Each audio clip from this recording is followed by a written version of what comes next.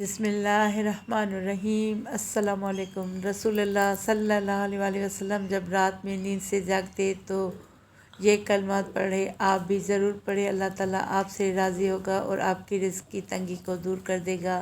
کلمات یہ ہیں: 10 بار اللہ اکبر کہتے، 10 بار الحمدللہ کہتے، 10 بار سبحان اللہ و بحمدہ کہتے، 10 بار سبحان ملک القدوس، سبحان الملک القدوس، اور 10 بار استغفر اللہ کہتے، اور 10 بار لا الہ الا اللہ کہتے۔ پھر یہ دعا 10 بار اللہم انی اعوذ بک من ضیق الدنیا و ضیق یوم القیامہ۔